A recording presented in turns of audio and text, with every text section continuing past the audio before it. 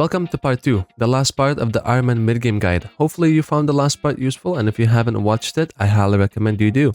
Let's start with the most important part of the entirety of mid-game, which is coins. With the new End Island expansion, we were blessed with Nest Endermites. These little bugs spawn from shiny blocks and drop Mite Gel, which sells to NPC for 2000 coins each. This is the best money you have available to you until you get yourself a decent mining setup.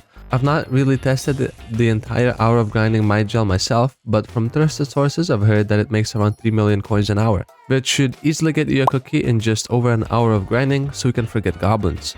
Now for the second and most important money-making method on Ironman, mining. Like it or not, mining is going to consume most of your entire playtime. I personally spent over 3,000 hours out of my 6,500 hours just mining. So if you want to grind this game mode, start mentally preparing for the fact that without mining, you won't make progress at the current state of the game. There are a couple ways to progress through mining, so you're gonna have to pick the progression path you think you'd enjoy more. The first, and my recommended progression path, are nucleus runs. As a mid-game player, mining gemstones is going to be problematic without the right tools, and you're gonna have to do nucleus runs either way to obtain your jade emeralds and divan fragments, so it works out great for your progression. You obtain the robot parts by killing automatons. It's by far the fastest way at any point in the game. Tools and mines at Divan are the second slowest thing to collect. There are really useful mods to help you out with that. Check my Google Doc in the description for those. Goblin eggs and jungle keys are extremely fast to grind, so you could easily prepare 20 nucleus runs in about 8 hours. These are going to be slow runs, so you probably can't insta-mine Hearthstone without mining beat boost, and you don't have the royal pigeon nor the warp scroll to nucleus, but each run should give you about 2800 Heart of the Mountain experience because you will be getting the crystals in the order you're getting your commissions. The Corleone commission is going to be painful, so make sure that you find the spot for Corleone first. It's not the fastest way to grind Heart of the Mountain experience, but in my personal opinion, it's the most efficient. Nucleus runs will also reward you with a lot of Piconimbus pickaxes and Baba Alms, which will help you mine out and set up your Crystal Hollow lobbies for nucleus runs faster. And once you hit Heart of the Mountain 7, it's time to do Bal and get your pet and Yog armor. You could skip this part completely and just use the Piconimbus to mine your ruby for the gauntlet, but you're gonna want the pet anyways, so why not? Once you have your Yog armor, you can use some of those gems you received for nucleus runs to upgrade it, and then it's time to start powder grinding with a jungle pickaxe in the jungle. You should have enough mining speed to instantly mine Hearthstone. You need 1500, and if you don't, you should invest some powder into mining speed 1 and 2. This will also get you some sludge, which is required for a lot of the forge crafting recipes you'll be doing. After getting around 2 million powder of each, preferably enough to get mining fortune 1 to around 45, it's time to grind those flawless rubies and gold for your gauntlet. I recommend mining rubies in magma fields using a Bal pet and your choice of ruby coordinates, which sadly I won't be providing you with, as those can be pretty private and I don't want to ruin the coordinates for the people that do want it to be less commonly known. At Heart of the Mountain 7, Gauntlet, with an auspicious Reforge and Yog armor you obtained, you have a choice of doing more powder grinding to max out Fortune 1 and 2 and a bunch of speed upgrades if you plan to do rubies. I'd say get enough powder to max out the Peak of the Mountain 6 to help you generate more gemstone powder while mining. If you're extremely lazy, you can get Peak of the Mountain 6 while mining gemstones. The perk is really good, so the sooner you get it, the better. At this point, all that is left is crafting Divan armor. Reforge it to Jaded, fishing flaming worms to obtain your chambers. I will talk more about going around fishing in later part of the guide. And of course, once you have all your chambers, the last thing we need is perfect gems. Jade and Topaz are the most important ones, and consider an artifact of power with all perfect gemstones for those extra little bit of stats. It's really worth it. You pretty much have the perfect setup at this point. Traded Divan with Gauntlet, a decent amount of powder. You could push your setup a little bit further by getting a Titanium Gel 655. The resources at your level don't take that long to grind. It's just the forge time that makes this process really slow. What makes the 655 extremely good are the drill upgrades. Sunnyside Omelette with an amber polished drill engine is something the Gauntlet just can't compete with. Fuel tanks are not that important if you have the drill mechanics contact on your Abbey phone. You can refuel your drill at any part of the map, and for the fuel itself, you might have some oil barrels, but the most accessible fuel at this point would be just buying biofuel from Boo Boo, which might seem expensive, but you will profit more coins than the fuel. Optimal fuel option would be Volta once you can start killing ghosts efficiently. We got to this point in mining progression by doing nucleus runs at the start. Let me mention some alternative progression At Heart and Mountain 3, you could instead make a ruby drill and mine all the breaking power 7 gemstones and craft gemstone mixtures to upgrade your drill to a gemstone drill and just do commissions in the crystal hollows. Gemstone drill is able to break topaz, which means you can do all the crystal hollow commissions. The only difference with this progression path is that once you hit Heart of the Mountain 7, you're going to have to grind gemstones to put on your Yag armor yourself, which means mining topaz and jade. But you will have a better mining tool, and you can also invest putting pristine enchant on your drill. It will make ruby mining for a gauntlet a lot faster. The only sad part is that you're now gonna have to do nucleus runs anyways. Heart of the Mountain 7 is really not a bad grind. Please max your Heart of the Mountain level before doing any mining. Some people just do daily commissions, and by the time they start getting into mining, they're already level 6 or 7 just from doing dailies, so please don't procrastinate on your dailies. After you have your setup, it is really up to you what you choose to mine. I don't recommend jade. Even with perfect ping, it's just not as good as ruby and requires a Skata pet. And talking about Skata, the pet is really not necessary for anything, but it's always nice to have one to help you with ore mining. The wormhole perk is especially good for Dwarven Mines Mithril. For gemstones, you generally just do ruby or armadillo. I recommend armadillo when starting out. It needs less powder, plus it's not ping dependent, so if you're high ping, armadillo is always going to be way better, but I personally prefer ruby. My ping is not the greatest, but the consistency is nice, and armadillo has way too many griefers to make it consistent. It's really your choice. Overall, armadillo is better, but you'll have to deal with literal toddlers that will threaten to blow up your veins if you don't pay them on your Ironman. Now that we hopefully have a decent mining setup, it's time to think about pets.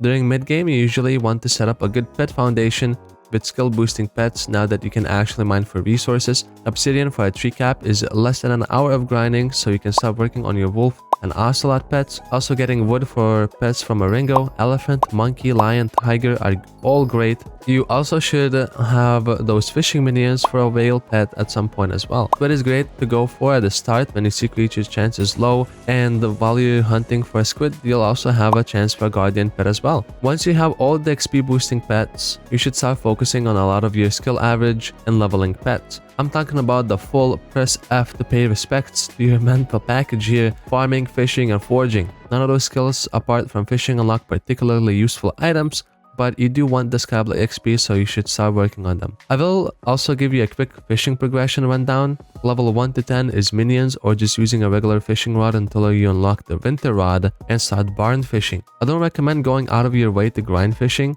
Just do the events like spooky and fishing fiestas because XP rates from those are dramatically better. The goal is to get to fishing level 20 and unlock the Sea Emperor, which will drop our beloved flying fish pet. At that point, you can start barn fishing and trying to get the pet. The drop chance is quite low, but please keep your mental strong. That's just Ironman for you. You did this to yourself. Once you hit fishing 27 and still don't have a flying fish, we can just skip it for now and just use a dolphin pet. The reason you want level 27 fishing is to unlock the magma rod, which is what we're going to be using to fish flaming worms for your divan chambers. Ammonite pet is a must for this, and please do yourself a favor and try to get other Ironmen or just regular players to fish with you. Loot sharing each other's worms will save you lots of brain cells in the long run. If you do get lucky on the flying fish before fishing 27, you can move the crystal hollows and fish blaze and pigment for better XP rates. You could also rod swap for this. You should already have a Rod of the Sea or a Rod of Legends, which have better sea creature chance than the Magma Rod, which means you can cast with the Magma Rod and pull out with the other rod. For attributes on your Magma Rod, I recommend Fishing Speed and Fisherman. Double Hook is pointless if you're gonna be using another rod to pull out the sea creatures. And don't go for really high level attributes. I'd say level 4 of each is more than enough. Hopefully this helps with the fishing grind a little. The reason I went so in depth about it is because once you do get fishing 25, you should try to get that Yeti pet. It's really good.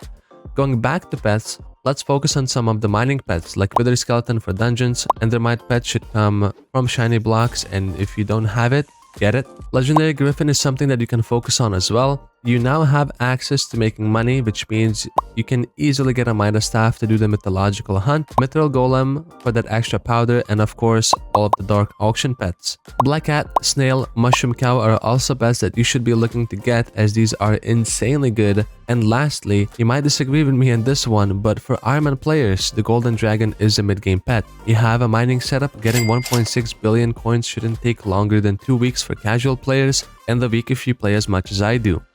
Why do you want 1.6 billion, do you ask? Well, 500 million for the golden dragon, 90 million for the bank upgrades, and 1 billion in the bank for the pet to actually do damage. Then all that is left is mining Crystal Hollow's mithril to level up the pet to level 200, and now you have your best pet for damage. You don't have to go straight to the golden dragon right off the bat, but it's something that you should keep in mind going through mid-game. Now let's get to the real reason I made you get a decent mining setup to make money and actually have decent pets. It's time to talk about dungeon progression. I've already mentioned some gear progression for dungeons in part 1 of the guide, but if you've gone through grinding dragons, this is going to be a lot easier. If not, well, follow part 1 progression to Shadow Assassin instead and continue the guide from there. Let's take the best dragon armor you have available to you and the aspect of the dragons and use this gear to grind through entrance and do 50 floor 1 completions for a free Bonzo mask. I recommend playing as Berserker, but tank is also a great option. You don't necessarily need tank dragon armor to be a tank. Doing this in full strong is completely fine. The anti-KB perk on the class is really nice. With your new Bonzo and 3/4 dragon armor, you should easily be able to do floor 2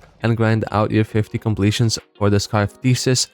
Make sure you pick up all the Scarf studies you drop, get that free legendary talisman, and once you have your Scarf's Grimoire, at this point you should be pretty close to Catacombs 15, which means you can dungeonize your old, young, and unstable dragon sets. No need to put stars on them, just make them dungeon items so you get the extra stats from your Catacombs levels, and at Catacombs 16 you unlock the ability to dungeonize your strong dragon, which you might want to put some stars on as well. At this point, your aspect of the dragons is going to start feeling underwhelming when you're entering floor 3, so you can try using a Dreadlord sword or an adaptive blade if you bought one until you reach Catacombs 17, where you can dungeonize the AOTD as well. And now you're set! You can completely skip floor 3 or grind it for Catacombs XP, but it doesn't really have any useful items besides maybe the Suspicious Vial, which is not a better Reforged Stone than Fabled. Now floor 4 is extremely useful. The Spirit Shortbow is really good, the Spirit Scepter is actually godlike, and is very viable all the way up to floor 7. I'd really recommend getting these items, but if you want to, you can skip straight to floor 5 and start grinding Shadow Assassin instead.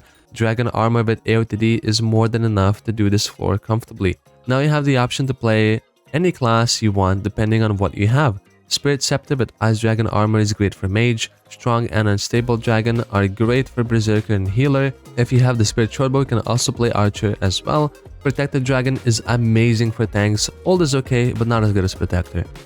There's a massive misconception with tank gear. Please don't bother getting a Reaper Mask or Mender Crown. Yes, it gives extremely good healing, but you know what else gives even better healing?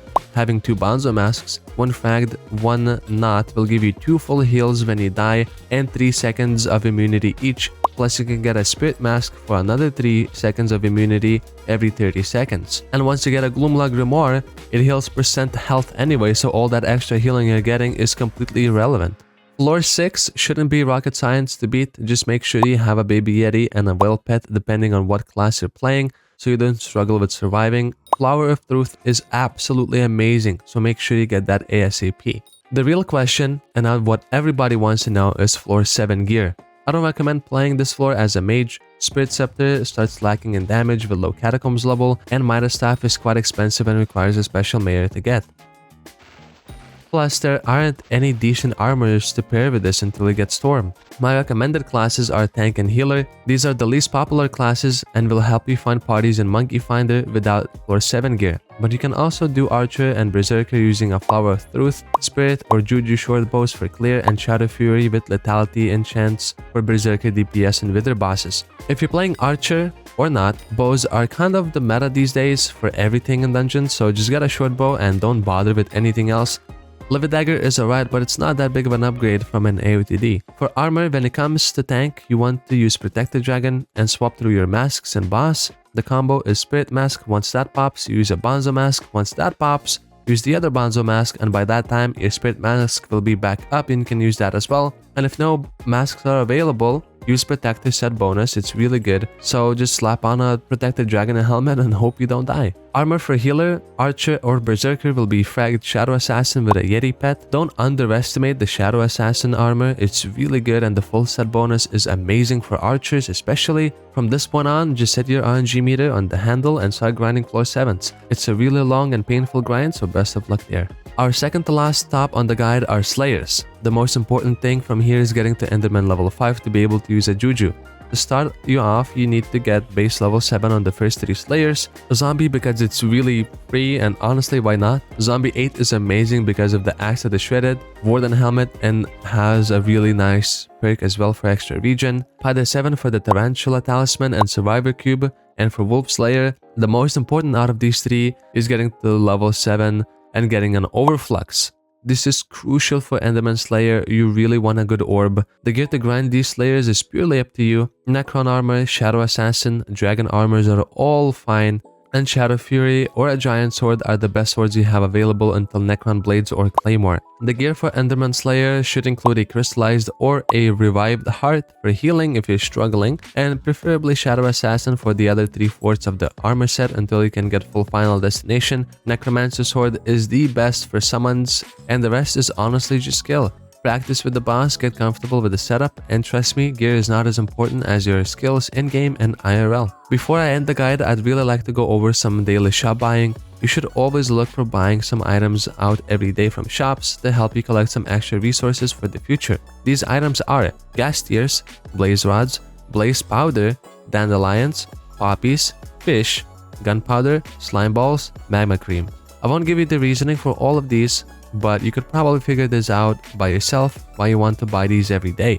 I'll have a pinned comment where I'll be updating you with all the changes as they come into the game, so please make sure to check that. And if I missed anything, please leave a comment about it and I will heart it if it's something that I did miss in the guide. Hopefully the guide was useful. I am most likely never making a late game guide, as at that point you're probably more than familiar with the game and the game mode, and you can start making your own goals and what you want to do in the game. If these guide videos do well and there's need for more, it might happen, but that is going to be the end for the guide.